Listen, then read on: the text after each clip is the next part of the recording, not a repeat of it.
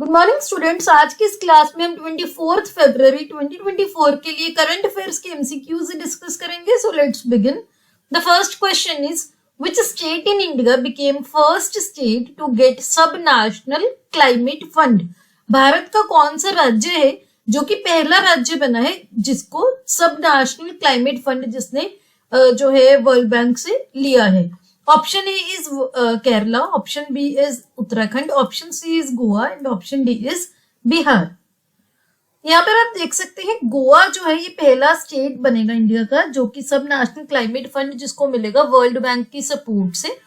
अब इसका एम क्या है, क्यों ये क्लाइमेट फंड जो है ये सब नेशनल क्लाइमेट फंड ये स्टैब्लिश किया जा रहा है। तो जो क्लाइमेट मिटिगेशन और अडेप्टेशन सॉल्यूशंस होते हैं उसको कैटेलाइज करना, उसको स्पीड अप करना सब नेशनल लेवल पे एक ट्रांसफॉर्मेटिव फाइनेंस मॉडल के थ्रू। तो इसमें क्या है, क्लाइमेट मिटिगेशन पे भी फोकस किया जाएगा, क्लाइमेट अडेप्टेशन पे भी फोकस किया जाएगा। इसके साथ साथ पब्लिक सेक्टर से भी और प्राइवेट सेक्टर से भी इन्वेस्टमेंट को अट्रैक्ट किया जाएगा। Certified climate and sustainable development impacts जो है डिलीवर किए जाएंगे और नेचर बेस्ड सॉल्यूशंस है जो वो प्रोवाइड किए जाएंगे। तो बेसिकली क्या है, ये क्लाइमेट चेंज को एड्रेस करेगा। ग्रीन क्लाइमेट फंड जो है ये दुनिया का सबसे बड़ा डेडिकेटेड फंड है जो कि डेवलपिंग कंट्रीज को, जो देश जो है वो डेवलपमेंट के पाथ पे चल रहे हैं, डेवलपिंग नेशंस हैं, उनको हेल्प करेगा उनका ग्रीन हाउस गैस एमिशंस को कम करने में। और ये जो ग्रीन क्लाइमेट फंड है ये जो यूनाइटेड नेशन सिस्टम है उसके द्वारा सेटअप किया गया था। तो the answer is option C, that is Goa. ऐसी एग्जांपल्स आप अपने क्वेश्चंस में कोड कर सकते हैं। काफी जो इम्पोर्टेंट क्वेश्चन है इन्वायरमेंट का, करंट अफेयर का, और इसके साथ साथ आप अपने सब्जेक्टिव आंसर्स में कोड भी कर सकते हो। Next question is the Paruvita Utsavam is celebrated in which state in India. Paruvita Utsavam जो है वो भारत के कौन से राज्य में सेलिब्रेट किया जाता है। Option A is Andhra Pradesh, option B is Arunachal Pradesh, option C is Himachal Pradesh and option D is Kerala. यहाँ पर आप देख सकते हैं परुविता उत्सवम जो है ये एक सालाना एनुअल मॉक हंटिंग फेस्टिवल है जो कि श्री नरसिम्हा स्वामी टेम्पल है आंध्र प्रदेश के अहोबिलम में, वहां पर सेलिब्रेट किया जाता है। ये स्टार्ट किया जाता है, जो ट्राइबल्स हैं, जो कबीले के लोग हैं, वो दो एरोज जो होते हैं, तीर जो होते हैं, उसको शूट करते हैं पेलिनक्विन पे, जो कि 32 चेंचू ट्राइबल विलेजेस से वहां पर लेके जाया जाता है जो कि अहोबिलम टाउन के आसपास है। ये जो 32 गांव हैं अहोबिलम जो कस्बा है उसके आसपास है और 40 दिन के लिए ये वहां पर रखा जाता है।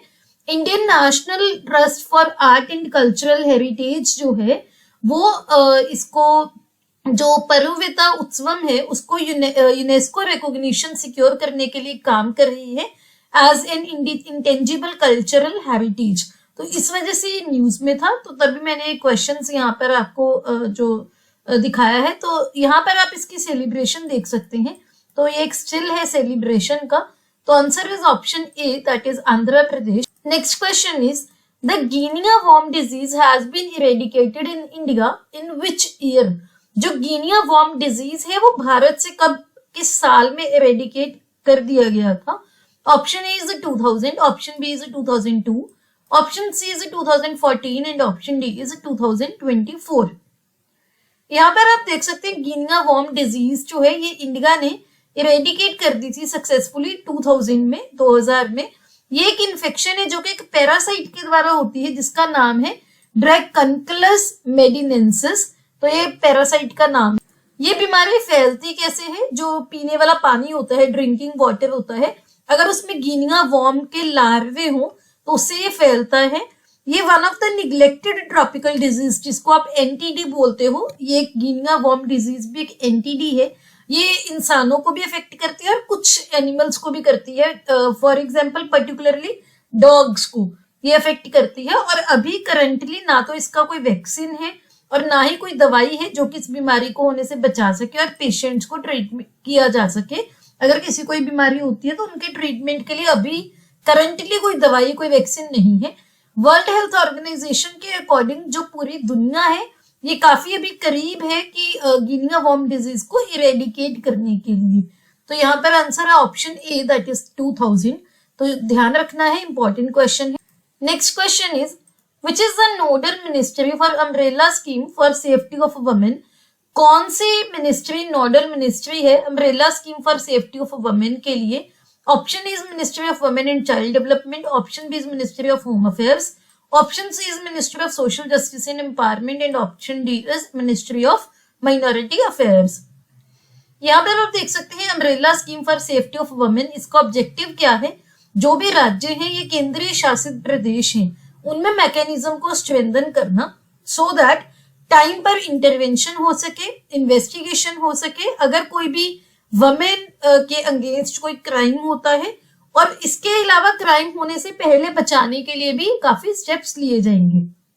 इसके लिए नोडल मिनिस्ट्री है मिनिस्ट्री ऑफ होम अफेयर्स। ये आपको बहुत ध्यान से इसको याद करना है क्योंकि ये वुमेन के जो रिलेटेड एक न्यू वो है स्कीम है, तो काफी स्टूडेंट्स इसमें कंफ्यूज हो सकते हैं और ministry of women and child development में, लेकिन ये मिनिस्ट्री ऑफ होम अफेयर्स इसकी नोडल मिनिस्ट्री है। रिसेंटली इसलिए न्यूज में थी क्योंकि यूनियन कैबिनेट ने फंड अप्रूव किए हैं इस स्कीम को इम्प्लीमेंट करने के लिए। 2021 से लेकर 2025-26 के बीच में इम्प्लीमेंट की जाएगी, तो ये आपको ध्यान रखना है। आंसर है option B, that is ministry of home affairs. Next question is the Miyawaki method is well known for which of the following. जो मियावाकी मेथड है वो किस चीज के लिए जाना जाता है? Option A is oceans, option B is forest, option C is ozone layer and option D is artificial intelligence. यहाँ पर आप देख सकते हैं मियावाकी जो फॉरेस्टेशन मेथड है एक, जो कि काफी यूनिक है अर्बन फॉरेस्ट को क्रिएट करने के लिए, और इसका जो आइडिया है पायनियर किया था जापान के एक बॉटनिस्ट थे अकीरा मियावाकी, उन्हीं के नाम पर ये मेथड का नाम रखा गया है, जिन्होंने 1970s में छोटे नेटिव प्लांट स्पीशीज को प्लांट करना स्टार्ट किया था। नेटिव होते हैं जो उसी जगह से बिलोंग करते हैं। छोटे नेटिव प्लांट स्पीशीज कौन सी हैं? ट्रीज हो गए, श्रब्स हो गई जो झाड़ियां होती हैं, जो ग्रासेस हो गई, घास जो होता है, छोटे छोटे टाइट ग्रूव्स में, सो दैट जो जमीन है उसको इतनी ज्यादा उस पे जो ग्रीनरी क्रिएट की जाए, जो सैपलिंग्स हैं वो जो एक दूसरे के क्लोजली वो ग्रो किए जाते थे, सो दैट वो लाइट के लिए एक दूसरे के साथ कंपटीशन करें। मैं पिक्चर दिखाती हूँ, ये देखो इतनी ज्यादा इनमें जो डिस्टेंस है, इतना ज्यादा क्लोज होते हैं ये, सो दैट वो लाइट के लिए compete कर सकें। सो ये जो है कैनोपी लेयर है, ट्री लेयर है, देन सब ट्री लेयर है, श्रब लेयर है। अभी न्यूज में इसलिए थी क्योंकि कोल या फिर लिग्नाइट पब्लिक सेक्टर अंडरटेकिंग्स जो है, उन्होंने मियावाकी प्लांटेशन मेथड को अडॉप्ट किया है सुटेबल एरियाज में, तो ये न्यूज में था, इंपॉर्टेंट है। एग्जाम्पल भी कोट कर सकते हो आप इसकी। तो the answer is option B, that is forest. Next question is who has been designated as Punjab state icon for Lok Sabha polls. Punjab ने किसको स्टेट आइकन डेजिग्नेट किया है लोकसभा पोल्स के लिए, लोकसभा इलेक्शंस के लिए? Option A is Gurdas Maan, option B is Diljit Dosanjh, option C is Shubman Gill and option D is Sonu Sood. यहाँ पर आप देख सकते हैं Punjab state icon for Lok Sabha polls जो है शुभमन गिल, जिनकी पिक्चर आपको यहाँ पर दिख रही है, इंडियन क्रिकेटर हैं ये, इनको जो है डेजिग्नेट किया गया है। शुभमन गिल जो है काफी सारे कैंपेन्स में इन्वॉल्व रहेंगे, जो कि जिसके थ्रू वोटर अवेयरनेस क्रिएट की जाएगी, सो दैट जो वोटिंग परसेंटेज है 70% तक हम अचीव कर सकें। So the answer is option C, that is Shubman Gill. Next question is, according to statistics from Bureau of Energy Efficiency, which state in India tops the country in terms of public electric vehicles? So जो Bureau of Energy Efficiency है BEE, उसके according, उनके जो data है उसके according कौन सा राज्य है भारत का जो कि टॉप पर है पब्लिक इलेक्ट्रिक व्हीकल्स की टर्म्स में? Option A is Karnataka, option B is Uttar Pradesh, option C is Goa and option D is Kerala. यहाँ पर आप देख सकते हैं कर्नाटका जो है ये टॉप किया है इसने in terms of public electric vehicle. Almost 5060 charging station होंगे वहां पर, और उसके बाद महाराष्ट्र है, दिल्ली है, केरला है। 2017 में कर्नाटका पहली जो स्टेट बना था जिसने फर्स्ट इलेक्ट्रिक व्हीकल पॉलिसी जो है इंट्रोड्यूस की थी, तो ये आपको ध्यान रखना है। Answer is option C, option A, that is Karnataka. Next question is the multinational military exercise Shanti Prayas 4 was recently held in which country? Multinational military exercise हुई है शांति प्रयास 4 कौन से देश में कंडक्ट की गई है? Option A is India, option B is Nepal, option C is Thailand and option D is Malaysia. यहाँ पर आप देख सकते हैं multinational military exercise Shanti Prayas 4 जो है ये रिसेंटली नेपाल के काठमांडू में हुई है।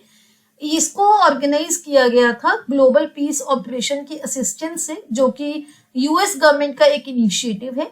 1125 आर्मी के पर्सोनल है 19 देशों से, जिसमें इंडिया भी इंक्लूडेड है। इंडिया, बांग्लादेश, नेपाल, पाकिस्तान, श्रीलंका, थाईलैंड, इन्होंने इसमें पार्टिसिपेट किया है।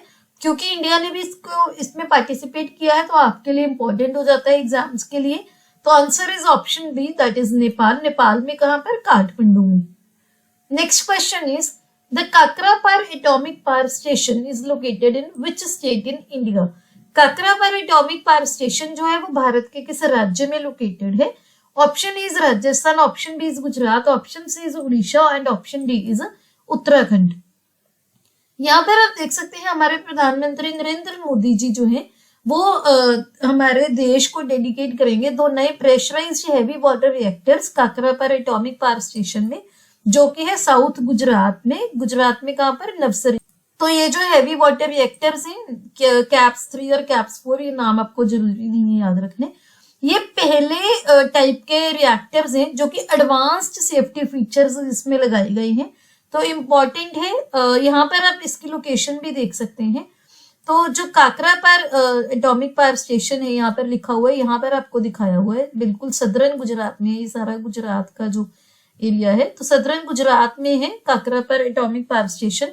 इसके अलावा आप देख सकते हैं यूपी में है Narora atomic power station, then Rajasthan में राजस्थान एटॉमिक पावर स्टेशन है, तारापुर है महाराष्ट्र में, कायगा है कर्नाटका में, देन मद्रास है मद्रास एटॉमिक पावर स्टेशन है तमिलनाडु में, देन कुदनकुलम पावर प्लांट है इधर तमिलनाडु में।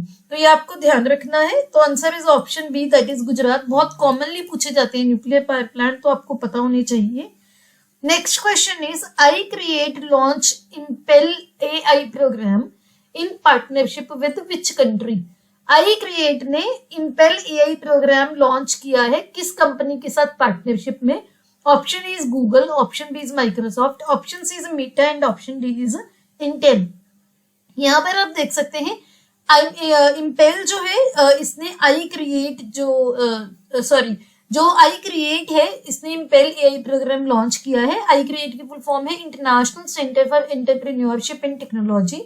इन्होंने माइक्रोसॉफ्ट के साथ एक MOU साइन किया था जो कि ministry of electronics and IT ने फैसिलिटेट करवाया था, सो दैट आर्टिफिशियल इंटेलिजेंस के रिलेटेड स्टार्टअप्स को बूस्ट किया जाए भारत में। और इन्होंने इसी की वजह से इम्पेल AI जो है वो लॉन्च किया है। I create Microsoft program for emerging leaders in artificial intelligence program. ये जो प्रोग्राम है इसमें 1100 आर्टिफिशियल इंटेलिजेंस इनोवेटर्स जो है वो स्क्रीन किए जाएंगे पूरे भारत से, और AI मोस्ट वैल्यूएबल प्लेयर्स को इनको बनाने के लिए। तो ये इसका आंसर है option B, that is Microsoft. ऐसे एग्जांपल भी आप कोट भी कर सकते हो। ये हमारे सोशल मीडिया के यूजर नेम है, आप हमें यहाँ पर फॉलो कर सकते हैं, लिंक आपको डिस्क्रिप्शन में मिल जाएंगे। अगर आपको ये वीडियो अच्छी लगी हो please hit the like button, अपने दोस्तों के साथ वीडियो को शेयर कीजिए।